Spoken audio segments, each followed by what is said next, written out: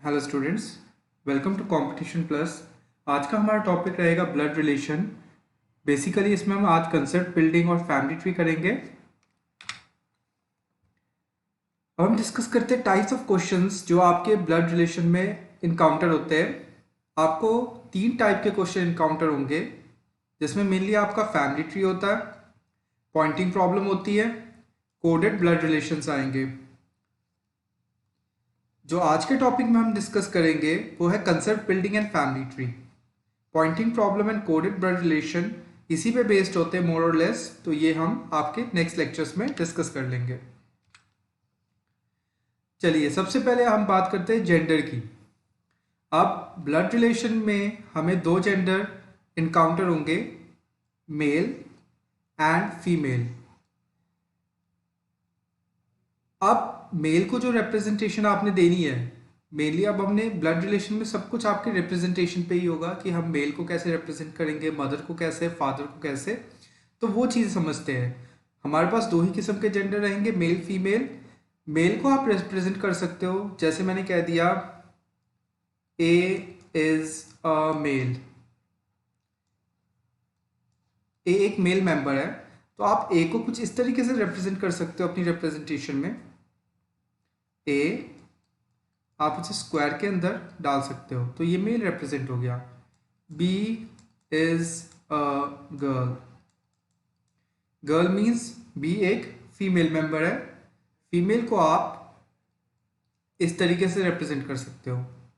कुछ लोग ए को इस तरीके से भी रिप्रेजेंट करते हैं, ए इज अ मेल को, और बी इज अ फीमेल को इस तरीके से। दोनों ही रिप्रेजेंटेशन ठीक है।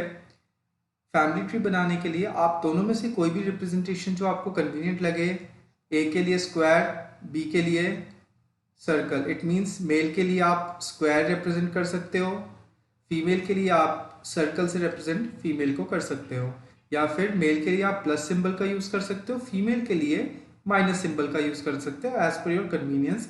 जो हम इस लेक्चर में यूज़ करेंगे वो स्क्वायर और सर्कल वाली रिप्रेजेंटेशंस होंगी। ब्लड रिलेशन में मेनली आपके लेवल्स के थ्रू हम फैमिली ट्री कंस्ट्रक्ट करते हैं। अब लेवल देख लेते हैं। सबसे लोएस्ट लेवल, सबसे आपका लोएस्ट लोएस्ट लेवल कौन सा होता है? लेवल 0। और सबसे लोएस्ट लेवल में कौन होंगे? सन। लेवल 0 में सन, डॉटर, सिबलिंग्स मतलब बहन भाई, और कजन्स। ये सबसे लोएस्ट लेवल इसलिए होता है क्योंकि इसके ऊपर, जैसे आपके ऊपर आपके पेरेंट्स होंगे और उनके नीचे आप होंगे, तो सबसे लोएस्ट लेवल में हम डॉटर, सन, ब्रदर, सिस्टर्स को रिप्रेजेंट करते हैं। लेवल 1 में हमारे से ऊपर कौन होंगी? हमारे से पहले वाली जनरेशन, जिसमें हमारे मदर इंक्लूड हो जाते हैं, फादर इंक्लूड हो जाते हैं, uncle and aunt. Uncle and aunt mainly mother या फादर के ब्रदर्स एंड सिस्टर्स को हम कह देते हैं। अच्छा, लेवल 2 में, लेवल 2 मतलब लेवल 1 से भी एक लेवल ऊपर। अब एक लेवल ऊपर कौन रहेगा?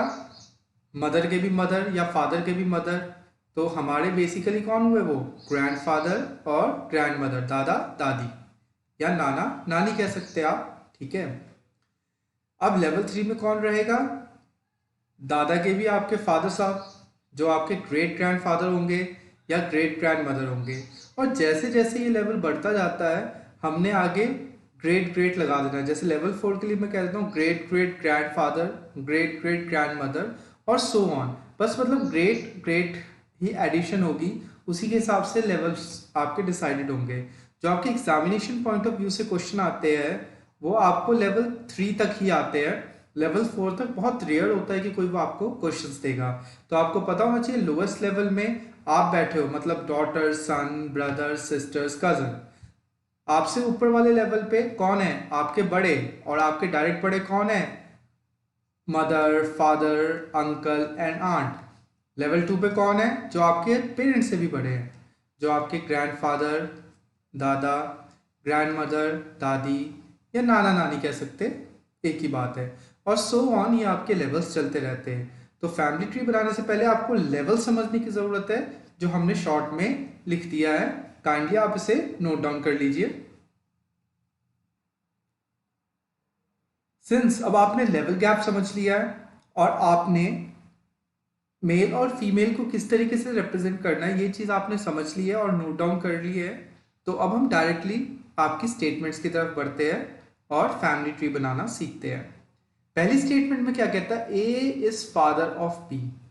ए जब आपका फादर है तो फादर आपका हमेशा एक मेल मेंबर होगा, तो ए को हम बॉक्स के अंदर डालेंगे या फिर स्क्वायर के अंदर डाल के इसे मेल रिप्रेजेंट कर देंगे।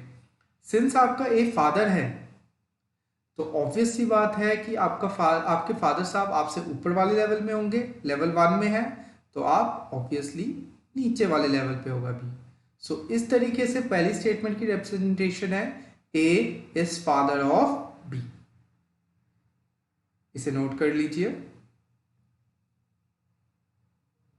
यहां पे आपको बी का जेंडर नहीं बताया गया है तो हम बी को एज इट इज ही छोड़ देंगे। चलिए स्टेटमेंट 2 देखते हैं। स्टेटमेंट 2 में कहता है D is grand mother of F. D is grand mother of F. दोबारा मैंने पढ़ लिया स्टेटमेंट।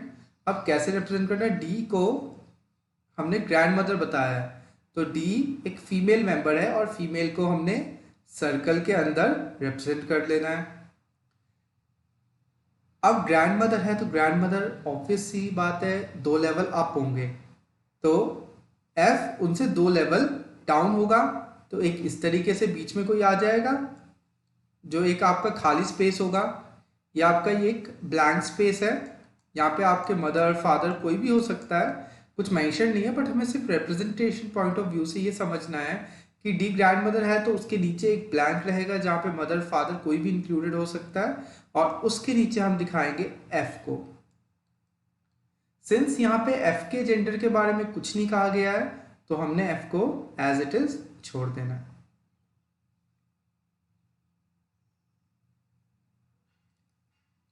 अब आगे बढ़ते हैं, हम अगली स्टेटमेंट देख लेते हैं। Ram is brother of Mahak. Statement number 3 कहता है राम इज ब्रदर। जब राम को हमने ब्रदर बता दिया तो राम एक मेल मेंबर है जिसे हम एक स्क्वायर के अंदर रिप्रेजेंट कर देते हैं। राम इज ब्रदर ऑफ महक। अब आपने पढ़ा है कि ब्रदर और सिस्टर्स आपके सेम लेवल या लेवल 0 पे लाई करते हैं, तो सेम लेवल वालों को कैसे दिखाएंगे, साथ ही दिखाएंगे। तो साथ दिखाने के लिए हम एक सिंगल एरो का यूज करेंगे और यहां पे लिख देंगे महक। अब बताइए महक का कोई जेंडर हमें पता है?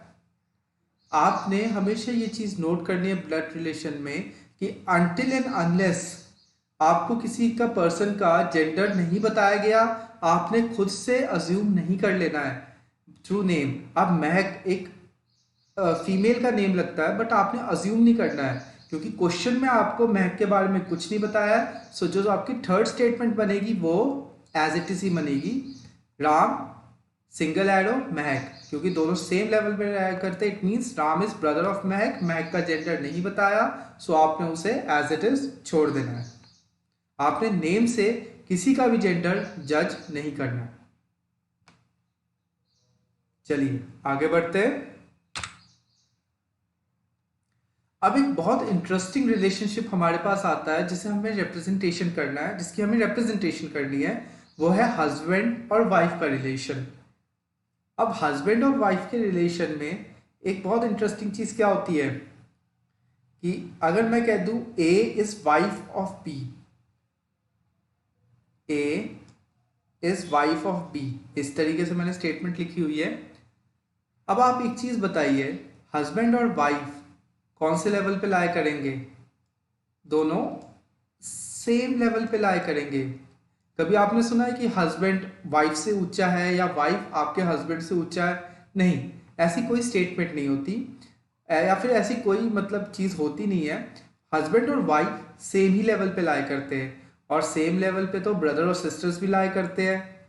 तो हम हस्बैंड और वाइफ के रिलेशन को कैसे रिप्रेजेंट करेंगे? एक बात समझ लीजिए, हस्बैंड और वाइफ आपके 2 अलग अलग फैमिली से आते हैं। तो हम हस्बैंड और वाइफ को कुछ इस तरीके से, A is wife, a wife है so it means a female member है, तो सर्कल लगा दिया ए के ऊपर। तो ए इज वाइफ ऑफ बी कह रहा है, तो मतलब कि अगर मैं सिंगल एरो लगाऊंगा तो वो ब्रदर सिस्टर का रिलेशन है, सिंस दोनों सेम लेवल पे लाई करते हैं, हस्बैंड वाइफ भी और ब्रदर सिस्टर भी। यहाँ पे मैं आपका डबल एरो लगा दूंगा हस्बैंड वाइफ का रिलेशन दिखाने के लिए। तो हस्बैंड वाइफ का रिलेशन कैसे दिखाया, ए वाइफ है तो ऐसे, double symbol means husband wife का रिलेशन, और बी यहाँ पे आ गया। अब हस्बैंड वाइफ के रिलेशन में आप बी का जेंडर बता सकते हो, क्योंकि कन्वेंशन के हिसाब से मेल ही फीमेल से मैरी करेगा या फीमेल ही एक मेल्स पर्सन से मैरी करेगी। ए अगर फीमेल है तो बी आपका ऑब्वियसली एक मेल मेंबर हो जाता है। तो ये चीज आपने नोट डाउन कर लेनी है।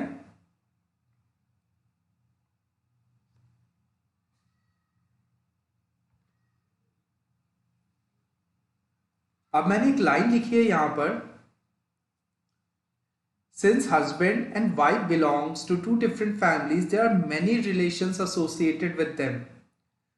अब दो डिफरेंट फैमिलीज है, बहुत सारे रिलेशंस होंगे उनके साथ जुड़े हुए, तो हम उन्हीं रिलेशंस की स्टडी कर लेते हैं कि कौन कौन से रिलेशंस इनके साथ जुड़े होंगे।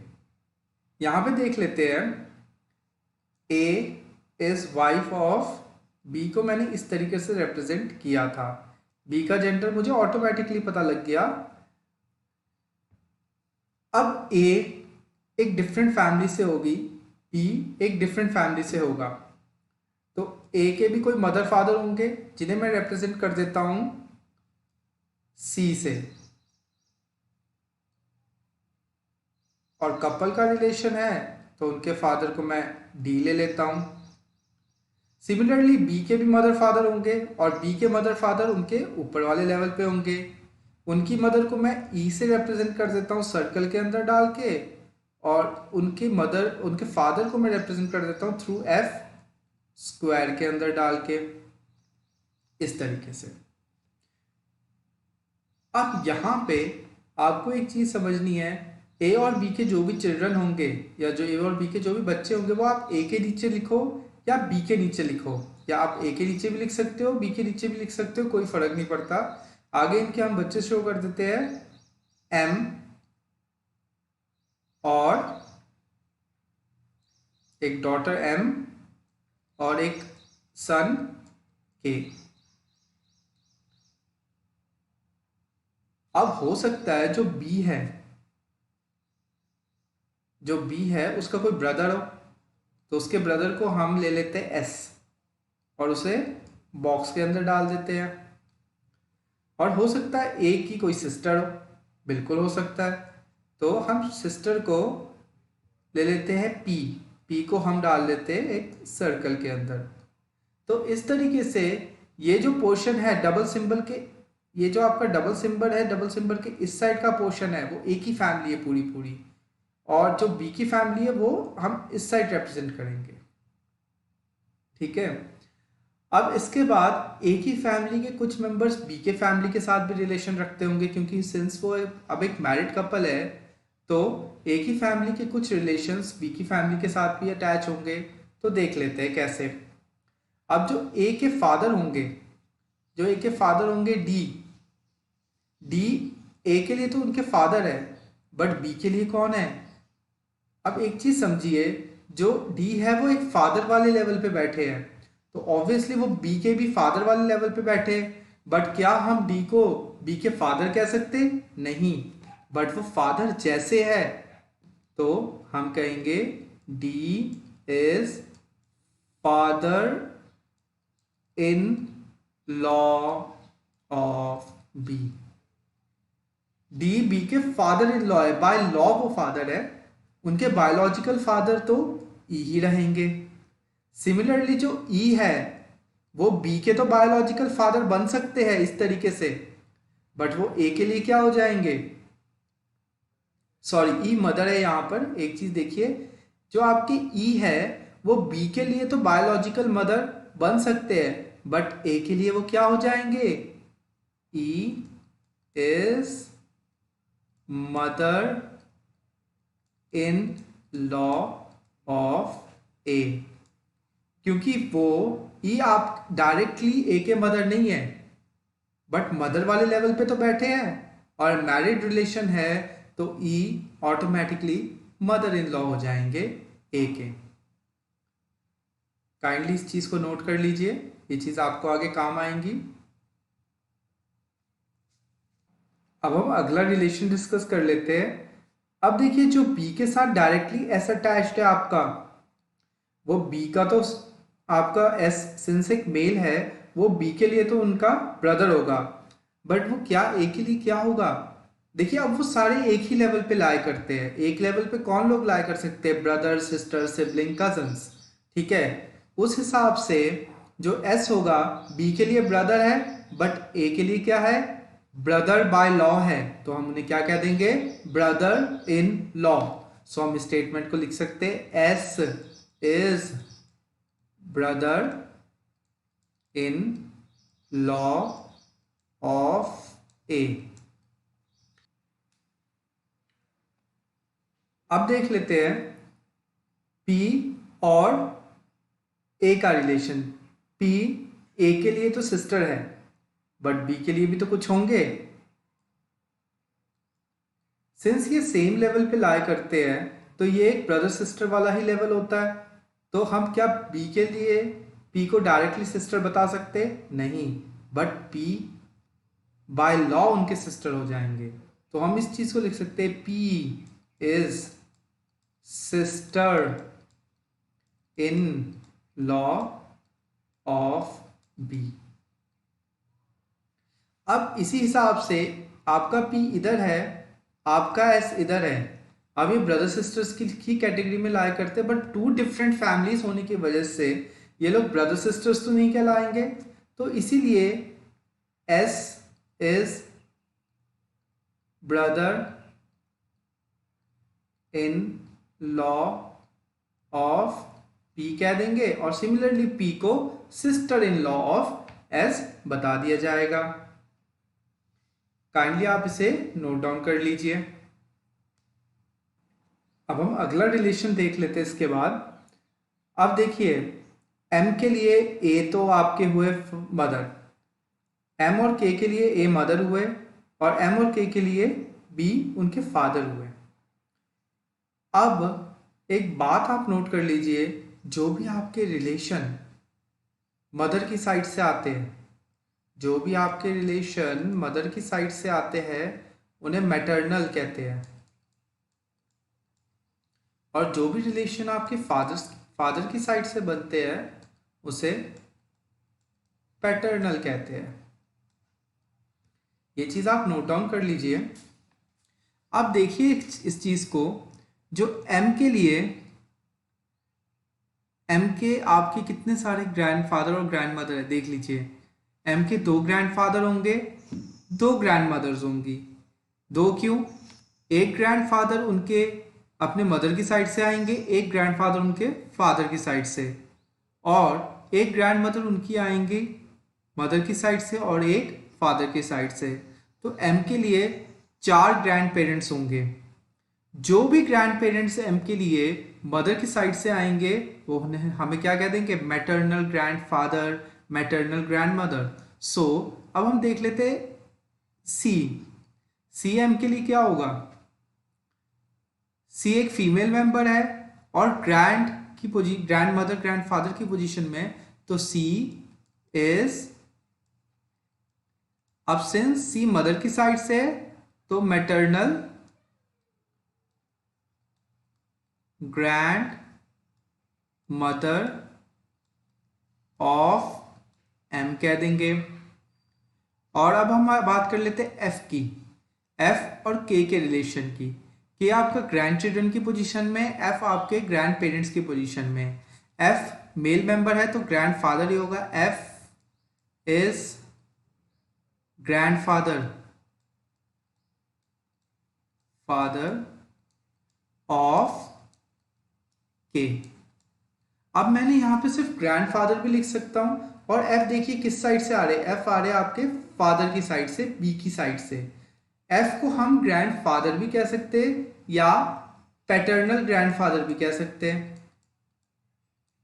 जहां पे आपको पेपर में मेंशन्ड हो एफ इज ग्रैंडफादर ऑफ के, तो आपने ये चीज़ अंडरस्टैंड कर लेनी है कि वो हमेशा पैटर्नल साइड से है, क्योंकि कोई भी रिलेशन आपका पैटर्नल साइड से ही स्टार्ट किया जाता है इंडिया में। तो मतलब कि आपको अगर सिर्फ ग्रैंड फादर लिखा हो, इट मीन्स वो फादर के साइड से ही कह रहे हैं वो ग्रैंड फादर है। और अगर एक्सप्लिसिटली आपको मेंशन्ड है कि F is paternal grand father of के, तो वो तो ऑब्वियस सी बात है आपके फादर के साइड से ही ग्रैंड फादर होंगे आपके। ठीक है जी। तो इस तरीके से इन रिलेशंस को आपने डिकोड करना है। अब हम एक लास्ट टाइप का रिलेशन देखते हैं, अंकल और आंट का। अब बताइए, जो एम है, एम के लिए बी तो उनके फादर है, बट फादर के ब्रदर क्या होंगे, सिंस वो उनसे सिंस फादर के ब्रदर कौन है, एस। एस का और एम का क्या रिलेशन होगा। अब एस और एम का रिलेशन होगा अंकल या फिर नीस या नेफ्यू का। चलिए समझते कैसे। अब एम के लिए बी तो उनके डायरेक्ट फादर है, क्या एस उनके फादर है, नहीं, बट वो फादर वाले लेवल पे तो लाई करते हैं। तो ऑब्वियस सी बात है कि एस को फादर तो बोल नहीं सकते, सो एस इज पैटर्नल। और एस का जेंडर क्या है, मेल, तो वो क्या होंगे, अंकल ऑफ एम। अब जहां तक अब हमने एस की तरफ से रिलेशन देखा, एम की तरफ से देख लेते हैं। एम कौन है, एम एक फीमेल मेंबर है, सो एम इज नीस, फीमेल के लिए नीस ऑफ एस। ठीक है जी। अब अगली स्टेटमेंट देख लेते हैं, के एंड पी का रिलेशन। ये देखिए, ये वाला रिलेशन देख रहा हूं, के एंड पी का रिलेशन। अब के एक मेल मेंबर है, तो के इज नेफ्यू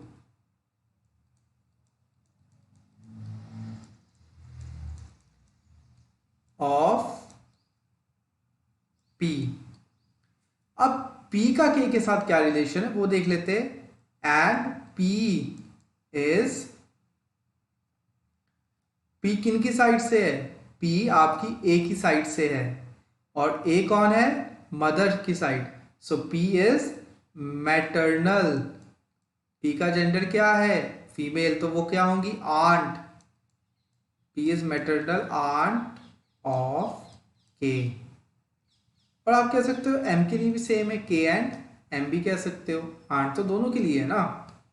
चलिए इस चीज को नोट डाउन कर लीजिए, और ये चीज भी नोट डाउन कर लीजिए कि any relation from mother side is maternal and from father side is maternal, sorry, and from father side it is paternal.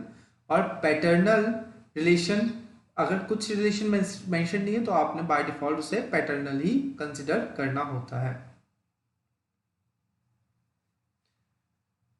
अब हम आगे बढ़ते। अब देखिए, हमने अब सिंगल सिंगल स्टेटमेंट देखा था, A is father of B, B is brother of C, मतलब एक सिंगल सिंगल स्टेटमेंट देखा था। अब काफी बार हमें कंपाउंड स्टेटमेंट्स भी दिए जाते हैं कुछ इस तरीके से, A is father of B, who is brother of C. अगली स्टेटमेंट है A is father of K and son of G. इस टाइप के क्वेश्चन को हमने कैसे करना है, चलिए देखते हैं। ए इज फादर ऑफ बी। अब ए की जहां बात होती है तो हम ए को बना लेते हैं, पहले जो स्टेटमेंट दी है उसे बना ले। ए फादर है तो एक मेल मेंबर है, इस तरीके से दिखाए जाएंगे। ए फादर है तो ऊपर वाले लेवल पे रहेंगे, तो बी नीचे वाले लेवल पे। A is father of B who. अब एक चीज आप नोट कर लीजिए और अच्छे से याद रखिए, जहां पे हु दिया हो, हु क्या करता है, हमेशा से अपने पीछे वाले की बात करता है। हु किसकी बात करता है, अपने पीछे वाले की। तो हु किसकी बात कर रहा है, बी की। तो अगली स्टेटमेंट को हम कैसे पढ़ेंगे, ए इज फादर ऑफ बी, और हु की जगह आप रिप्लेस कर दीजिए बी को, और इस स्टेटमेंट को रीड कीजिए, बी इज ब्रदर ऑफ सी, और बी ब्रदर है तो मेल मेंबर है, और ब्रदर सेम लेवल पे लाया करते हैं, तो सी को हम इस तरीके से लिख लेते हैं। तो इस तरीके के स्टेटमेंट को ऐसे करना है, जहां पे भी हु आ गया वहां पे आपने हमेशा पीछे वाले की बात करनी है और कंफ्यूज नहीं होना है। आप हु को रिप्लेस कर सकते हो, हु को काट दो और उसकी जगह पीछे वाले का नाम लिख दो B. B is brother of C बना लो दूसरा स्टेटमेंट। तो इस तरीके से ये आपके क्वेश्चंस हो जाते हैं। अब अगला स्टेटमेंट देख लेते हैं। ए इज फादर ऑफ के। ए फादर है तो मुझे बताने की जरूरत नहीं, मेल मेंबर है, उन्हें स्क्वायर के अंदर डालेंगे। किसके फादर है? के फादर। तो के को हम नीचे वाले लेवल में लिखेंगे एंड सन ऑफ जी। अब जहां पे भी एंड आता है, एंड हु की तरह नहीं होता। एंड हमेशा जो भी स्टेटमेंट में पहला पर्सन है उसकी बात करता है, और यहाँ पे पहला पर्सन कौन है? ए है। तो हम एंड को कट कर देंगे और उसकी जगह ए लिख देंगे। तो अब स्टेटमेंट क्या है? ए इज सन ऑफ जी। ए सन है किसका? जी का। तो जी को हम ए के ऊपर लिख देंगे।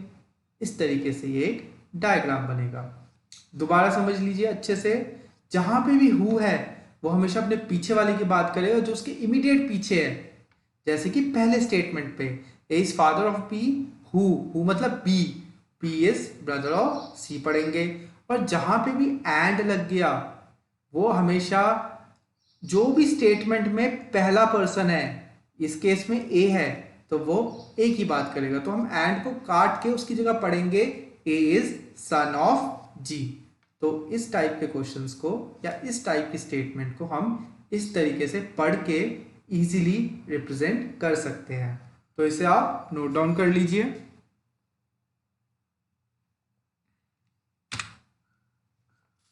अब हम डायरेक्टली क्वेश्चंस पे आते हैं। बहुत ही सिंपल है फैमिली ट्री। आपने एक फैमिली ट्री बना के भी देखा है एंड और हु का, या फिर एक सिंगल स्टेटमेंट। अब हम बहुत सारे स्टेटमेंट्स को कंबाइन करने की कोशिश करते हैं। चलिए, पहला कहता है डी इज केस ब्रदर। तो डी ब्रदर है तो मेल मेंबर है इस तरीके से। किसका? के का। तो के और डी सेम लेवल पे रहेंगे। एम इज के सिस्टर। एम, यहां पे एम है, एम इज के सिस्टर। तो के और एम सेम लेवल पे रहेंगे, और एम सिस्टर है तो हम इसे सर्कल में रिप्रेजेंट कर देंगे।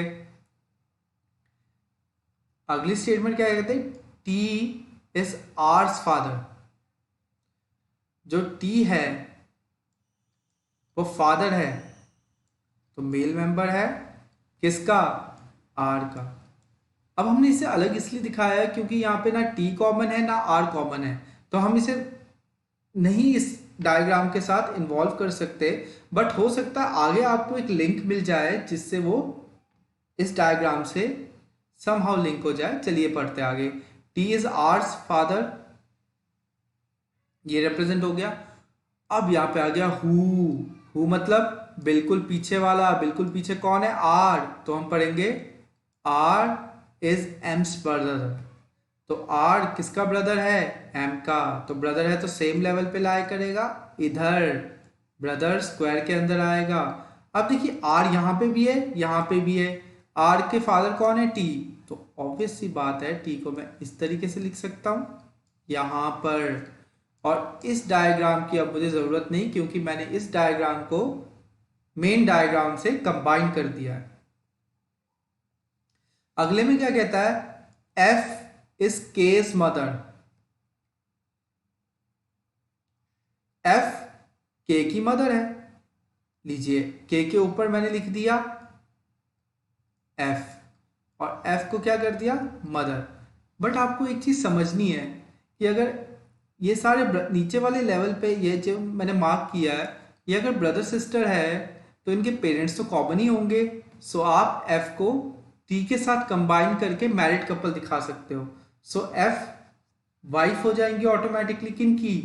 टी की। और टी हस्बैंड हो जाएंगे एफ के, क्योंकि नीचे तो सारे बच्चे हैं। तो इस तरीके से ये डायग्राम बनेगा।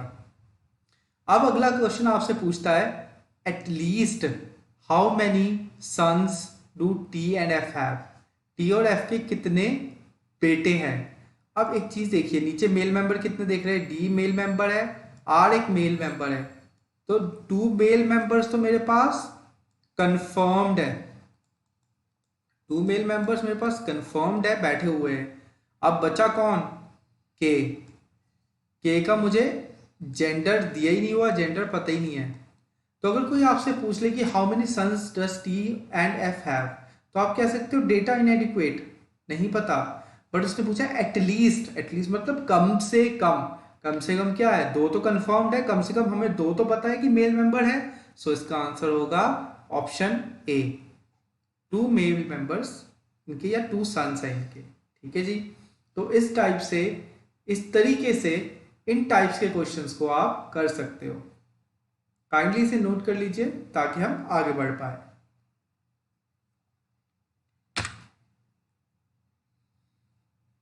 अब देखते हैं एक अलग टाइप का क्वेश्चन है हमारे पास। A B C D and F are 6 members of family. चलिए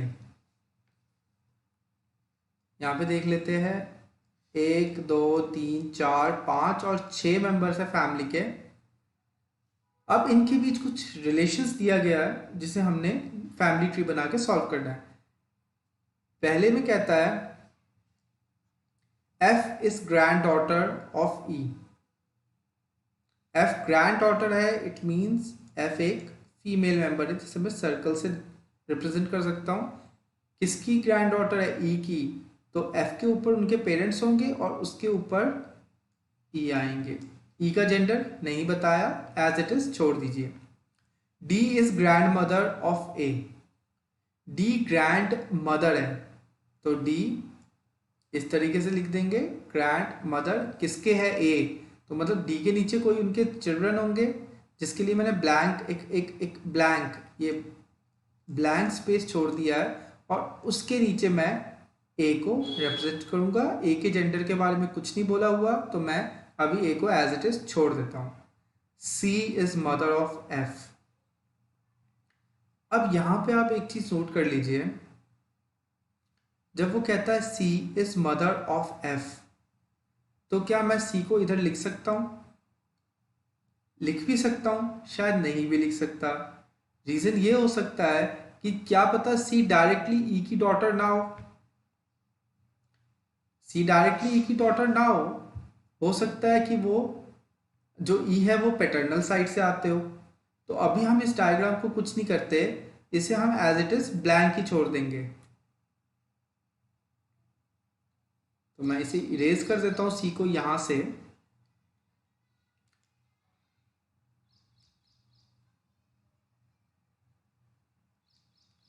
और मैं सी को सेपरेटली लिख लेता हूं।